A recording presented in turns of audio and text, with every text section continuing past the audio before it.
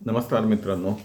आज म्हणजे आम आदमी पार्टीसाठी अत्यंत महत्त्वाचा दिवस हा फेब्रुवारीचा महिना अखेर 2026चा हा यासाठी महत्त्वाचा की आज अरविंद केजरीवाल आणि मनोज सिसोदिया यांच्यासह जवळजवळ 21 इतर म्हणजे साधारण हे सर्व 23 ज्यांच्यावरती मद्य घोटाळा नावाने तथाकथित मद्य घोटाळा म्हणजे तिथली जी दिल्लीतली एक्साईज पॉलिसीची आहे त्याच्या संदर्भामध्ये मोठा घोटाळा केला असा आरोप करून ज्या केसेस लावलेल्या होत्या त्या संदर्भामध्ये तिथला कोर्ट जे स्थानिक कोर्ट जिल्हा न्यायालय जे आहे त्या न्यायालयाने त्यांना पूर्णपणे निर्दोष ठरवलेला आहे आणि हा महत्त्वपूर्ण निर्णय हा आज आलेला आहे. त्यामुळे हा ऐतिहासिक असा आम आदमी पार्टीच्या इतिहासामधला महत्त्वाचा दिवस आहे. त्याचबरोबर या निकालाचं महत्त्वही अनेक बाबतीत आहे. म्हणून मी मुद्दामून आज याविषयी बोलण्यासाठी आलो. एक तर या निमित्ताने हा जो सत्याचा जय आहे यासाठी सर्वांचंच अभिनंदन. आता प्रत्यक्षात काय होतं हे 2021 पासूनची जी पॉलिसी आहे, नोव्हेंबर 21मध्ये प्रथम ही पॉलिसी आली. ही एक्साईज पॉलिसी आपण ज्याला म्हणतो त्या पॉलिसीच्या संदर्भातला हा विषय. ही पॉलिसी आली म्हणजे त्याच्यामध्ये जी धोरणं होती ती जी मद्य असतं लिकर्स असतात त्या लिकरच्या संदर्भात एक्साईज ड्युटी आणि त्याच वेळेस एखादं परमिट दिलं जातं त्या संदर्भातली जी काही फी असते याच्यावरचा तो चेंज आहे, बदल आहे. म्हणजे ही पॉलिसीमध्ये काय होतं असं विशेष तर तुम्हाला अनेकदा लक्षात येईल की BJPच्या जेवढ्या प्रवक्त्यांनी किंवा ज्या ज्या नेत्यांनी या संदर्भात चर्चा केली त्यातल्या कुठल्याही एकाही इसमाने या पॉलिसीमध्ये काय आहे असं की ज्याच्यामुळे त्यांचं म्हणणं आहे की लॉस झाला या पद्धतीचं टेक्निकल तांत्रिक बाजू कुणीही मांडली नाही. म्हणजे एकाही प्रवक्त्याने मांडली नाही आणि त्यामुळे त्याच्यामध्ये जी आरोपांचं जो आकडेवारी होती ती कधी 10 कोटीपासून 100 कोटीपासून 1000 कोटीपासून अशी वेगवेगळी फिरत राहिली. तुम्हाला हे याच्यासाठी गेल्या म्हणजे 22-23 पासूनचे सर्व जर तुम्ही आधीचे संदर्भ पाहिले तर तुम्हाला लक्षात येईल की याच्यामध्ये भाजपचे लोक जे आरोप करत होते त्याच्यामध्ये सातत्याने आकडेवारी बदलत होती. किती रुपयाचा जो घोटाळा आहे अशा पद्धतीची. एक तर ही बाब. दुसरी बाब तुम्हाला कुठल्याही भाजप नेत्या किंवा कार्यकर्त्यांनी किंवा प्रवक्त्यांनी याच्या पॉलिसीच्या संदर्भात स्टेटमेंट दिलेलं तुम्हाला आढळणार नाही. हाच प्रश्न तसाच इतर बाबतीतही असतो. परंतु मुद्दामून मी हे काही गोष्टी बोलतो ज्या आतापर्यंतच्या आजच्या निकालाच्या संदर्भात ज्या ज्या चर्चा किंवा जी माहिती आलेली त्याच्या काही वेगळ्या गोष्टी मला काही सांगायच्या वाटल्या म्हणून मी त्या मुद्दामून सांगतोय. त्यामुळे हे याच्यामधलं महत्त्वाचं आहे की असं कधीही BJPच्या एकाही म्हणजे टेक्निकल एक्सपर्टलाही सांगावंसं वाटलं नाही की ही पॉलिसी काय आणि ज्या पद्धतीचा BJPचा मध्यम वर्ग किंवा सुशिक्षित वर्ग त्यांच्या मागे उभा राहतो त्या मध्यम वर्गाने सुद्धा कधीही विचारलं नाही की ही पॉलिसी काय आहे. त्यामुळे हे लक्षात घ्या की आपल्याला चर्चा करायला काय आवडतं तर आपल्याला घोटाळाची चर्चा करायला खूप आवडते. परंतु प्रत्यक्षात ती पॉलिसी काय होती, त्या पॉलिसीने कुणाला परिणाम होता, काय परिणाम झाला असता किंवा त्याच्यामध्ये काय बदल होता या संदर्भातली चर्चा पण अपेक्षित असते. प्रत्यक्षात ही कधी झाली नाही आणि तुम्हाला सांगण्यासाठी मला महत्त्वाचं असं वाटतं की हीच पॉलिसी पुढे पंजाबमध्ये लागू केली गेली आणि त्यामुळे 4-5 हजार कोटीपेक्षा अधिकचा रेव्हेन्यू तिथल्या शासनाला मिळाला, सरकारला मिळाला. आता तुम्हाला फक्त माहितीसाठी म्हणून 2 गोष्टी सांगतो. त्याची कदाचित वेगळी चर्चा आपल्याला किंवा वेगळी माहिती देता येईल ती पॉलिसी काय होती. पण मुळात एक पॉलिसी सांगतो की महाराष्ट्रामध्ये पण ही अडचण आहे बऱ्याच ठिकाणी. म्हणजे मद्य किंवा इतर जी सगळे लिकर्स आहेत देशी अथवा परदेशी अथवा या संदर्भामध्ये त्याचं डिस्ट्रीब्युशन कोणी करायचं तर दिल्लीमध्ये ते शासनामार्फत होत होतं. त्याच्यामधनं शासनाने आपला हात काढून घेण्याचा हा पॉलिसीचा भाग होता. दुसरा महत्त्वाचा याच्यातला भाग असा होता की ज्या पद्धतीचे एक्साईज जी आहे त्याच्यावर लागलेली ती मोठी असते एक्साईज ड्युटी म्हणजे त्यामुळे त्याच्यामध्ये क्वालिटी खराब करणं म्हणजे थोडक्यात त्याच्यामध्ये भेसळयुक्त दारू ही मार्केटमध्ये मोठ्या प्रमाणात येते आणि ती महाराष्ट्रातही येते. हे तुम्हाला माहिती असायला पाहिजे म्हणून मी मुद्दामून सांगतो की गावागावांमध्ये जुन्या बाटल्यांमध्ये दारू वेगळी भरून त्याच्यामध्ये भेसळ केली जाते किंवा डुप्लिकेट माल तयार केला जातो. हा सगळा भेसळीचा मोठा प्रकार आहे कारण याच्यामध्ये दारूची मूळ किंमत वेगळी असते आणि त्याच्यावरती भरमसाठ एक्साईज ड्युटी असते. आता हे कुठेतरी चेंज करण्याची पण गरज होती कारण ही भेसळ थांबवायला पाहिजे. हा दुसरा मुद्दा होता. मग एक तर सरकारचा हस्तक्षेप थांबवायचा, दुसरा भेसळीचा मुद्दा होता. तिसरा प्रश्न असा होता ती राज्य सरकारला जो रेव्हेन्यू मिळतो तो कुठून मिळतो, तर त्याच्यामध्ये रेव्हेन्यूचे सोर्सेस हे फार कमी आहेत. म्हणजे एक्साईज ड्युटी किंवा या गोष्टी म्हणजे दिल्ली किंवा मुंबईसारख्या ठिकाणच्या बाबतीत असा प्रश्न बऱ्याचदा येतो की इथून टॅक्स मोठ्या प्रमाणात जमा होतो, परंतु तो टॅक्स या राज्यांना पुरेशा प्रमाणात मिळतच नाही. आणि त्यात पुन्हा जेव्हा तिथे विरोधी पक्षाचं राज्य असेल तर हा टॅक्स रिफंड जो केंद्र सरकारकडून राज्य सरकारला मिळाला पाहिजे तो वेळेवर आणि योग्य प्रमाणात मिळत नाही. ही 3 बाबी.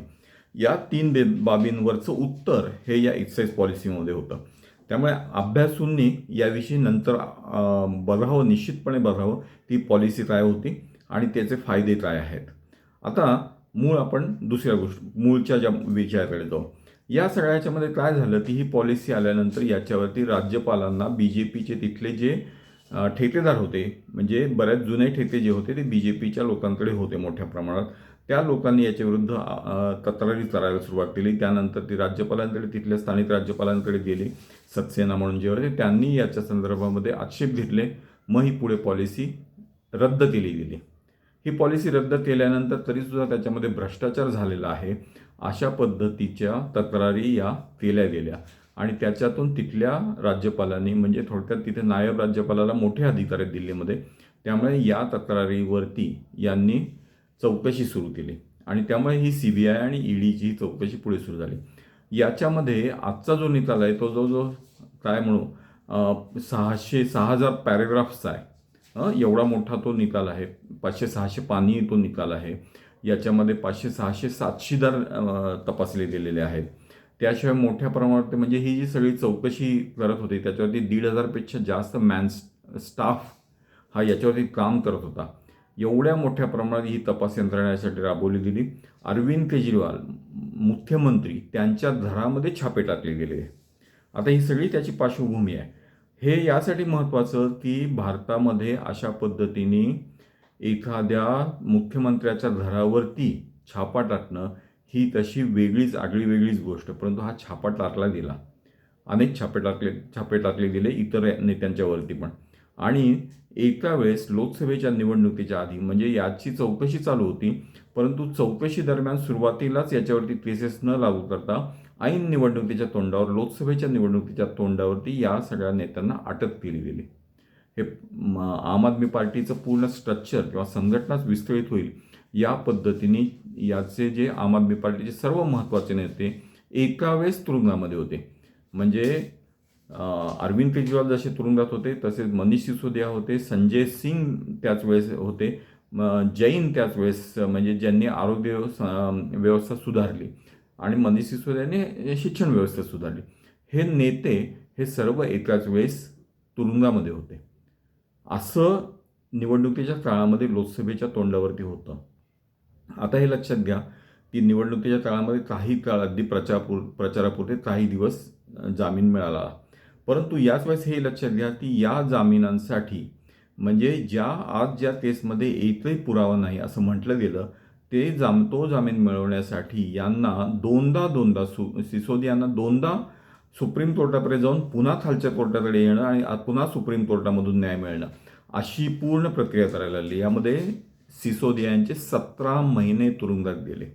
17 महिने हा आयुष्याचा मोठा काळ असतो आणि जो मंत्री देशामध्ये बदल घडू शकतो, जो बदल पाहायला परदेशातनं युनोमधनं त्याचं ॲप्रिसिएशन केलं जातं, कौतुक केलं जातं.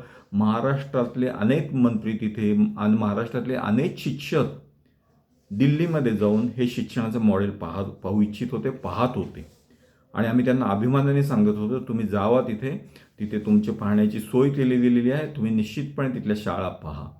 तिथून येऊन भारावून इथले शिक्षक म्हणत होते की अगदी आपल्या पिंपरी चिंचवड सकट सर्व ठिकाणी, नाशिक सकट सगळ्या ठिकाणी तिथले व्यवस्था म्हणजे प्रशासन असं म्हणत होतं की दिल्लीच्या धर्तीवरती आम्ही शाळा उभारू.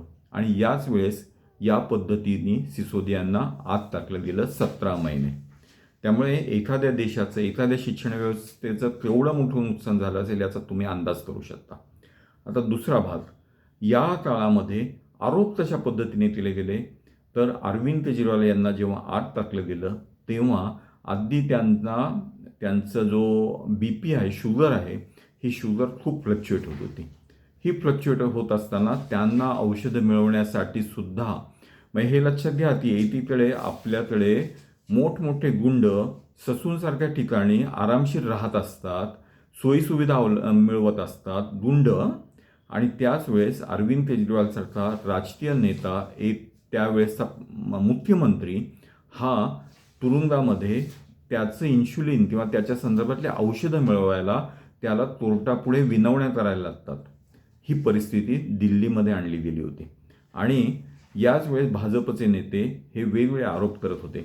अगदी त्यांना जर त्यांच्या पत्नी यांनी जर त्यांच्यासाठी डबा नेला तुरुंगामध्ये, तर त्या डब्यामध्ये पुरी जाते किंवा आम्रखंड, श्रीखंड किंवा आमरस जातो, अशा पद्धतीची काही विधानं तिथल्या नेत्यांनी केली होती. ही आपल्याला लक्षात घ्यायला पाहिजे.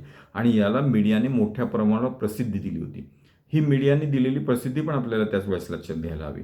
कारण ही सगळी लढाई एकट्या BJPची नाही आहे. ही BJPच्या मदतीला या सगळ्या व्यवस्था आल्या, म्हणजे तपास यंत्रणा आल्या, पोलीस यंत्रणा आल्या, त्याचबरोबर न्याय यंत्रणा जी त्यांच्या मदतीला होती, त्याचबरोबर मीडिया, काही याच्यातले मीडिया जे मित्र आहेत त्यांचे, ते या सगळ्या काळामध्ये त्यांच्या मदतीला होते भाजपच्या. आणि त्या प्रचारातनं ही एका अर्थाने बदनामी करण्याची मोहीम मोठ्या प्रमाणावर राबवली गेली. आणि आज आम्ही मोहीम असं म्हणतोय, परंतु कोर्टाने याला जवळपास षडयंत्राच्या जवळपासचा शब्द वापरलेला आहे. तुम्ही जर या कोर्टाचा सर्व आदेश जर वाचला तर तुम्हाला लक्षात येईल की हे षडयंत्र आहे, ते रचित आहे, अशा पद्धतीची भाषा ही कोर्टाची आहे. त्यामुळे आपण आत्तापर्यंतच्या सर्व गोष्टींमध्ये बऱ्याचदा पाहिलं ती अभावी निर्दोष मुक्तता. इथे एवढाच प्रश्न नाही आहे. हा पुरावा तयार केला गेला किंवा त्या पद्धतीने त्याची मांडणी केली दिली किंवा त्या पद्धतीने त्यांना अडकवण्याचा प्रयत्न केला, अशाच्या जवळपासची सर्व विधानं या निर्णयामध्ये आहेत. आणि त्यामुळे हा निर्णय त्या अर्थाने वेगळा पण आहे. आता याबरोबर एक गोष्ट, महत्त्वाची गोष्ट म्हणजे याच्यामध्ये कुठल्या कायद्याचा वापर केला गेला, तर PMLA, prevention of money laundering act, ज्याच्या कायद्यामध्ये या संदर्भात एखादी केस दाखल केली गेली तर ती मुळात हा कायदा जो आहे तो अतिशय वेगळ्या पद्धतीच्या नशेखोरी किंवा इतर जे त्याच्यातले गुन्हेगार असतात यांच्यासाठी वापरला जाणारा, किंवा मनी लॉन्ड्रिंगच्या केसेस जे आहेत त्याच्या संदर्भात वापरणे, असे हे सगळे कायदे आहेत. याच्यामध्ये काय होतं की बऱ्याचदा आरोपीला त्याच्यावरचा आरोप हा किंवा तो निर्दोष आहे त्या आरोपीला सिद्ध करायला लागतं. नॉर्मल सर्व इतर कायद्यांमध्ये अन्वय काय होतं, ती ज्याने केस केलेली आहे त्याला हे सिद्ध करायचं असतं की हा आरोपी आहे, याच्यावरती यांनी हे प्रथमदर्शी यांनी हे गुन्हे केलेले दिसत आहेत. परंतु PMLA ॲक्टच्या अंडर त्याच्यामध्ये स्वतः ज्याच्यावरती आरोप केला गेला आहे त्या आरोपीला स्वतःचं निर्दोषत्व सिद्ध करायला लागतं. आणि ही सगळ्यात मोठी अडचण असल्यामुळे याच्या सहाय्याने हेच कायदे वापरले गेले. म्हणूनच या पद्धतीचा जामीन मिळणार नाही याची सोय भाजप सरकारने केली. आणि यामुळे हे सगळं सुप्रीम कोर्टापर्यंत साधा जामीन मिळवण्यासाठी सातत्याने जायला लागत होतं. आणि या सगळ्यामध्ये मुख्यमंत्री म्हणून अरविंद केजरीवाल असताना त्यांचे 7 महिने हे तुरुंगामध्ये गेले, 17 महिने जवळपास सिसोदिया यांची दिले. अशा पद्धतीने त्याच वेळेस संजय सिंग हे तुरुंगामध्ये होते. हे सगळं जे घडलं याच्यानंतर दिल्लीमध्ये प्रचंड बदनामी केली गेली. आणि या बदनामीमधून याच्यामध्ये आम आदमी पार्टीचा आवाजच बाहेर येणार नाही अशा पद्धतीची व्यवस्था केली गेली. त्यांच्या बँकांच्या खातीपासून सगळ्या संदर्भात अडचणी निर्माण केल्या गेल्या निवडणुकीच्या काळामध्ये. आणि याच्यातून बदनामी करत दिल्लीमध्ये आम आदमी पार्टीचं सरकार पाडण्यामध्ये त्यांना यश आलं. खरं तर तिथे मोठ्या संख्येने जे टक्केवारी आहे ती आम आदमी पार्टीच्या बाजूनेच दिसते, परंतु त्या प्रमाणामध्ये सीट मिळाल्या नाहीत. 2% फक्त फरक होता भाजप आणि आम आदमी पार्टीच्या मतदानामध्ये. त्याच वेळेस आपल्याला लक्षात येतं ती एक महत्त्वाची गोष्ट म्हणजे आम आदमी पार्टीने जेवढा खर्च विधानसभेच्या निवडणुकीमध्ये केला त्यापेक्षा जास्त खर्च काँग्रेसने तिथे केला. काँग्रेसला सीट कुठलीच मिळाली नाही, परंतु काँग्रेसने आम आदमी पार्टीपेक्षा जास्त खर्च केला. हा असं ईडीआर म्हणजे आपले याचे जे रिपोर्ट्स असतात त्याच्यानंतरचे, त्याच्यामधून ते दिसतं. ते निश्चित अभ्यासण्याजोगं आहे, त्यामुळे तोही आपण निश्चितपणे अभ्यास करावा. आता याच्यानंतरची अजून एक महत्त्वाची गोष्ट या सगळ्यामधली जी मला सांगावीशी वाटते ती म्हणजे मुळात हे अरविंद केजरीवाल कशाला उतरले होते राजकारणामध्ये. हे राजकारणाचं एका अर्थाने मॉडेल, विकासाचं मॉडेल बदलण्यासाठी, ही व्यवस्था बदलण्यासाठी राजकारणात उतरले. आणि त्याच्याबरोबर हजारोनी अनेक कार्यकर्ते आपल्या नोकऱ्या सोडून सुशिक्षित असे अनेक तरुण या चळवळीमधून आलेले किंवा नोकऱ्या करणारे असे या राजकारणामध्ये उतरले. हे एकाच अपेक्षेपोटी की आपल्याला विकासाचं नवीन मॉडेल आणायचं आहे. पुढच्या आपल्या पिढीसाठी आपण काहीतरी केलं होतं या देशाला वाचवण्यासाठी, या देशामध्ये भ्रष्टाचारमुक्त देश करण्यासाठी, आपण खरा विकसित भारत तयार करण्यासाठी काहीतरी करतो आहोत. या एका समजेसाठी, या एका कन्व्हिन्स अशा पद्धतीच्या स्वतःच्या कारणांसाठी मोठ्या प्रमाणात ही पिढी याच्यात उतरली. आणि आज जसं अरविंद केजरीवाल आणि सिसोदिया आणि या सर्वांवरती शिंतोडे उडवण्याचा प्रयत्न झाला होता मधल्या काळामध्ये, त्यांना बदनाम करण्याचा प्रयत्न झाला, त्याच पद्धतीने ते शिंतोडे सामान्य कार्यकर्त्यावर पण उडाले होते. त्याचं कारण असं की सामान्य कार्यकर्ता या अपेक्षेवरती आहे, अपेक्षेने लढत होता. त्याला कुठलाही पैसा कुठूनही मिळत नाही. राजकारणामध्ये पैसा किती लागतोय माहिती आहे, परंतु माझ्यासारखे हजारो कार्यकर्ते आज स्वतःच्या खिशातल्या पैशावरती निवडणुकीच्या राजकारणात उभे आहेत. हे स्वतःच्या खिशातल्या पैशावरती म्हणजे दुसरीकडे केलेली कमाई आपण करायची, नोकरी करायची, धंदा करायचा, व्यवसाय करायचा, कष्ट करायचे आणि त्याच्यातनं मिळालेला पैसा राजकारणासाठी वापरायचा. या पद्धतीने काम करणारे हजारो कार्यकर्ते आज आम आदमी पार्टीमध्ये आहेत.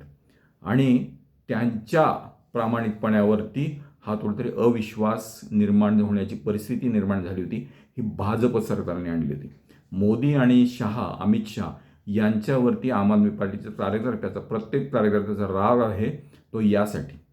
ती जी व्यवस्था बदलाची सिस्टीम आणायचा प्रयत्न केला त्या बदनाम करत असताना त्यांनी पूर्ण पक्ष, पूर्ण एक त्यावेळेसचं जे त्यामुळं आपण चेंज म्हणून जी हजारोनी तरुण याच्यात उतरले, त्या सगळ्यांना बदनाम करण्याचं धोरण मोदी शहांनी राबवलं.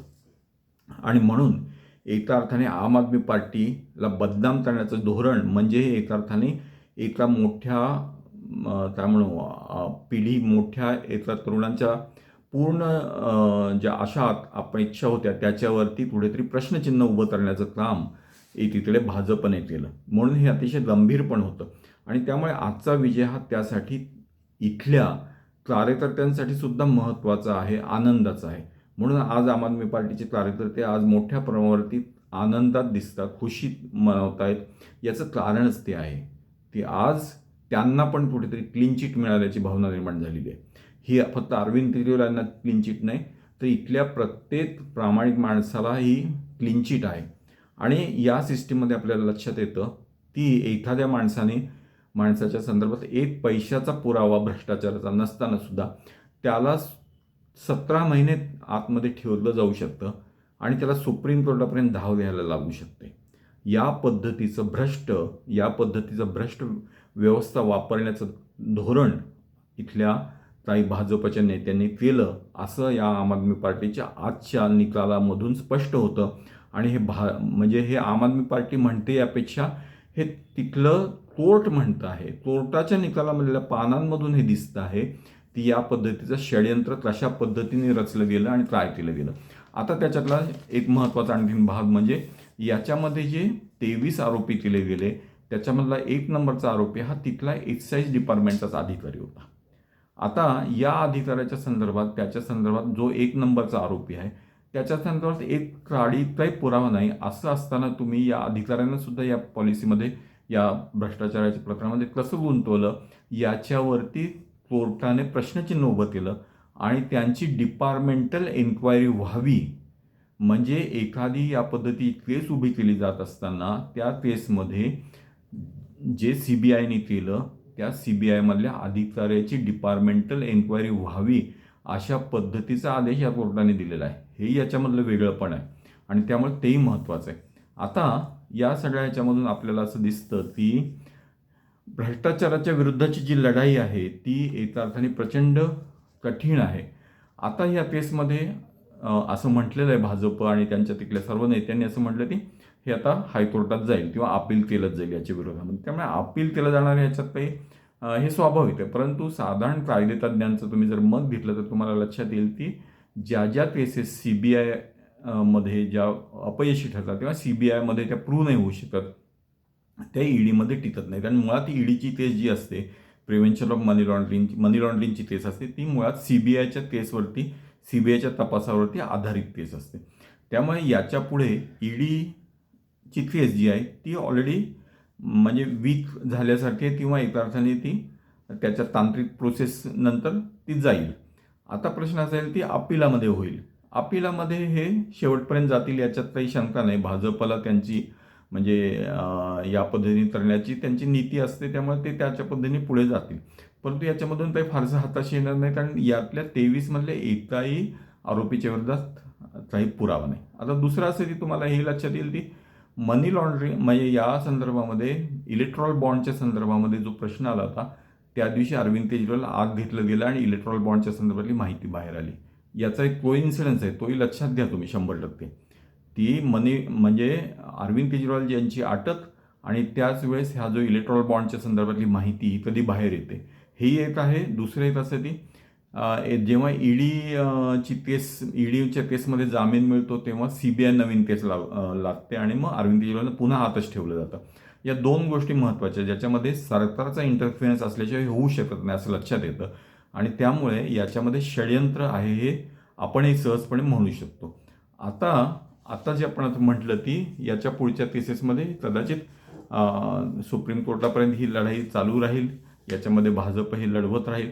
परंतु प्रत्यक्षामध्ये आता हे उघड झालेलं आहे की भारतामध्ये या पद्धतीचा ED CBIचा वापर कशा पद्धतीने केला जातो हे यासाठी याचा निकाल सर्वांनी जरूर त्याच्यातल्या महत्त्वाच्या गोष्टी 100% वाचाव्यात असं मी म्हणेन. आता ही पुढची जी लढाई आहे याच्यामध्ये आपल्याला एका अर्थाने भाजपच्या या दमन नीतीच्या विरोधामधली लढाई लढायची आहे आणि त्यामुळे असा प्रश्न आज अरविंद केजरीवालनी पण केला की अरविंद केजरीवालला संपवायचं असेल तर तुमच्याकडे आता एकमेव पर्याय आहे, अरविंद केजरीवालला मारणं किंवा अरविंद केजरीवालला संपवणं किंवा दुसरा पर्याय असा आहे की अरविंद केजरीवालने जे काम केलं ना त्यापेक्षा मोठं काम करून दाखवावं असं अरविंद केजरीवालनेच आवाहन केलं.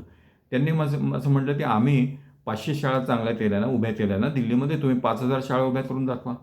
आम्ही 200 400 200 500 समजा मोहल्ला क्लिनिक उभे केली, तुम्ही 5000 मोहल्ला क्लिनिक उभे करून दाखवा. तुमच्याकडे तर केंद्र सरकार आहे, मोठा पैसा आहे.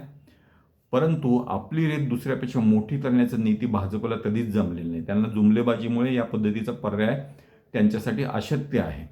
त्यामुळे या पद्धतीची विकास नीती आपल्याला राहावी असेल तर आम आदमी पार्टी पुन्हा लढाईला उभी राहील. पुन्हा आता नव्या आशेने, नव्या अपेक्षेने आणि नव्या विश्वासाने या पुढच्या सगळ्या राजकारणामध्ये इथली तरुण पिढी 100% असेल. आम आदमी पार्टी हाच पर्याय म्हणून पुढे येत राहील हे आपल्याला येत्या राजकारणामध्ये 100% दिसेल. धन्यवाद. पुन्हा एकदा सर्वांचं अभिनंदन या अनोख्या लढाईच्या मध्ये आणि त्याच वेळेस आपल्याला पुढच्या संदर्भामध्ये खूप खूप शुभेच्छा. धन्यवाद.